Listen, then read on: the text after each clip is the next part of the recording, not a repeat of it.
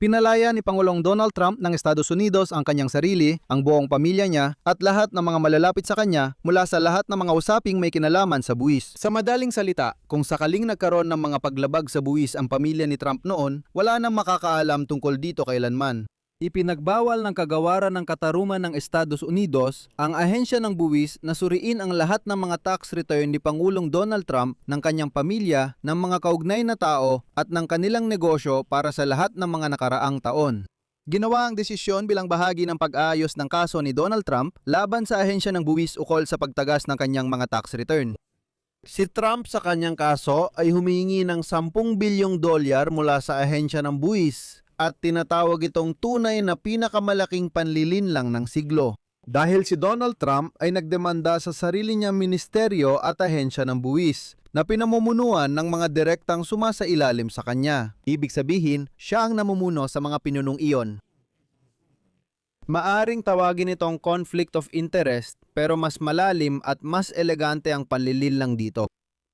Ako nga pala si Alex Pecci, tara't pag-usapan natin ang paksang ito, pero bago tayo magsimula, hinihiling ko na mag-subscribe kayo sa YouTube channel na ito, i-like ang episode na ito, mag-iwan ng kahit anong komento, at mga kaibigan, mag-subscribe din kayo sa aking Telegram channel na Pecci News. Nasa description ng video ang link nito, at nandyan din sa description ng video ang link papunta sa aking eksklusibong Ukrainian language channel, YouTube channel. Kaya kung gusto ninyong mapanood ang mga episode ko sa wikang Ukrainian, bisitahin, mag-subscribe at suportahan ang aking bagong eksklusibong Ukrainian language YouTube channel. May legal na konseptong tinatawag na conflict of interest. Ito ay kapag ang isang tao ay gumagawa ng desisyon para sa estado at siya rin ang pangunahing nakikinabang dito. Sa normal na kalagayan, bawal ito. Pero walang pakialam dito si Donald Trump at naaprubahan pa rin ang pasya. Ibig sabihin, ano ba talaga ang punto? Ang Pangulo ng Estados Unidos ng Amerika na si Donald Trump, sa pamamagitan ng kanyang nasasakupan na kagawaran ng katarungan at sa pamamagitan ng itinalaga niyang pansamantalang Attorney General na si Todd Blanche, nagawa niyang ang Amerikanong ahensya sa buwis, ang IRS, ay mula ngayon ayon sa sinabi, ay habang buhay ng tinanggalan ng karapatang suriin ang kanyang mga tax return. At hindi lang sa kanya, kundi pati na rin sa iba pang mga deklarasyon. Pati buong pamilya niya, mga anak, asawa ng mga anak at mga kumpanya nila. Wala nang sinuman at kailanman ang makakakita ngayon kung ano talaga ang laman ng mga tax return ng buong pamilya ni Donald Trump. Higit pa dyan, wala nang karapatan ngayon ang IRS ng Amerika na suriin pa ang mga iyon. Sa desisyon ng kagawaran ng katarungan ng Amerika noong Mayo, 19 ito ang nakasaad, CP.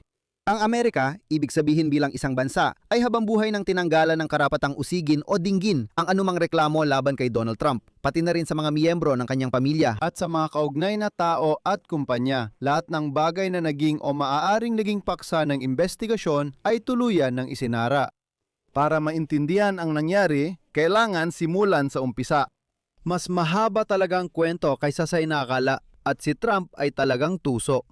Noong 2020 inilathala ng pahayag ang New York Times ang mga tax return ni Donald Trump para sa ilang taon. Lumabas ang nakakagulat na balita. Noong 2016 at noong 2017, si Donald Trump ay nagbayad lamang ng tig $750 na federal na buwis sa kita. $750 sa isang taon. Sa 10 sa nakaraang 15 taon, si Donald Trump ay hindi nagbayad kahit isang sentimo ng buwis. Tinatawag ni Trump ang sarili niya bilang matagumpay at mayamang negosyante. Pero hindi siya nagbabayad ng buwis.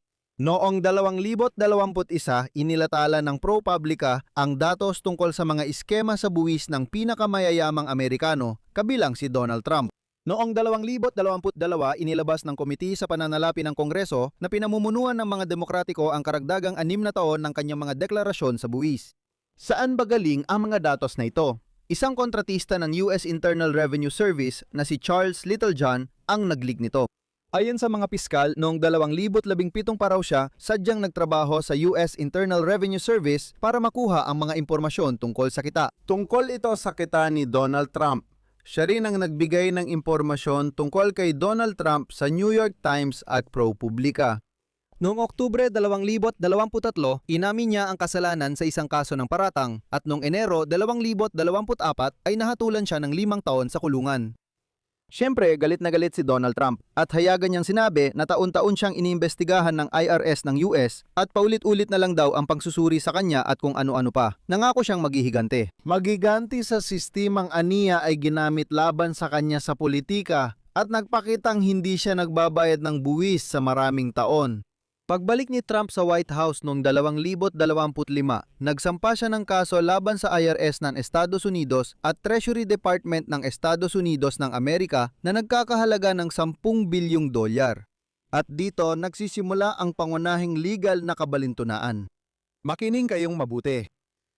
Nagsampa si Donald Trump ng 10 bilyong dolyar na kaso laban sa Internal Revenue Service ng Estados Unidos.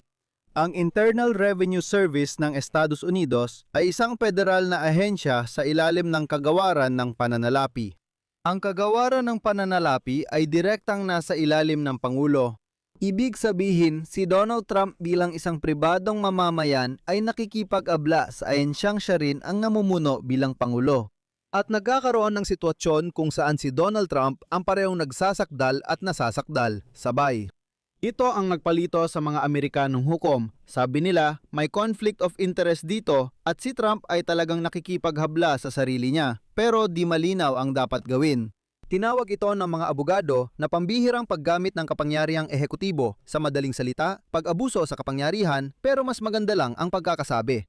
Pero may kasunod pa. 18 Mayo 2026, sinabi ni Trump na handa siyang bawiin ang kanyang kasong sibil na nagkakahalaga ng 10 bilyong dolyar kung siya ay babayaran ng kaunti pang mas mababa. Siguradong walang magsusuri ng kanyang deklarasyon sa buwis, hindi lang hindi makikita, kundi hindi talaga titingnan.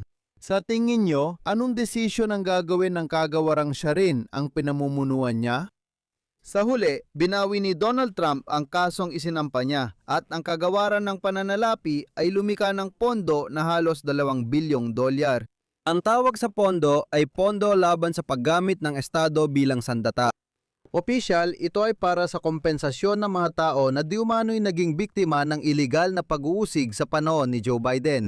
Hindi opisyal si Donald Trump ang magdedesisyon kung paano gagastahin ang pera. Pero ito ay simula pa lamang. Noong Mayo 11 kinabukasan, tahimik na lumabas ang isa pang dokumento sa website ng Kagawaran ng Katarungan ng Estados Unidos. Isang hiwalay na karagdagan sa kasunduang nauna ng naayos. At ito ay isang desisyon. Napakatahimik nilang isinama ito sa naunang nailatalang dokumento. Sa karagdagang ito, iisang pahina lang nakasulat doon na simula ngayon, ipinagbabawal na sa serbisyo ng buwis ng Estados Unidos na suriin ang mga deklarasyon ni Donald Trump at ng kanyang pamilya. Hindi lang ito kay Donald Trump at pamilya niya, pati na rin sa mga kaugnay na tao at negosyo. Alam niyo ba ang ibig sabihin nito? Simula ngayon, protektado na sa pagsusuri ng buwis ang lahat ng tao sa paligid ni Donald Trump. Naalala niyo ba yung kwento kung saan si Donald Trump magbibigay ng pahayag tapos biglang tumataas at bumababa ang mga presyo sa stock market at may isang taong bumibili sa mismong sandaling iyon at kumikita ng milyon-milyong dolyar? Kaya kung konektado ang mga kumpanyang ito kay Donald Trump, hindi na maaring galawin ang kanilang mga tax return o suriin ng mga iyon.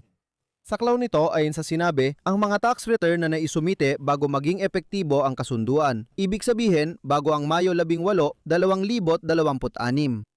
Ang dokumento ay pinirmahan ni Todd Blanche. Akala mo siguro, siya ang pangkalahatang taga-usig at legal ang lahat. Pero may detalye rito. Si Todd Blanche mismo ang naging personal na abogado ni Donald Trump sa ilang mga kasong kriminal. Kasama na rito ang kaso sa New York tungkol sa pandaraya sa buwis ni Donald Trump. Ngayon, si Blanche, bilang pansamantalang pangkalahatang taga-usig ng Estados Unidos, ang pumirma para tuluyang isara ang mga paghahabol sa buwis laban sa dati niyang kliyente na si Donald Trump. Ano masasabi mo sa ganito?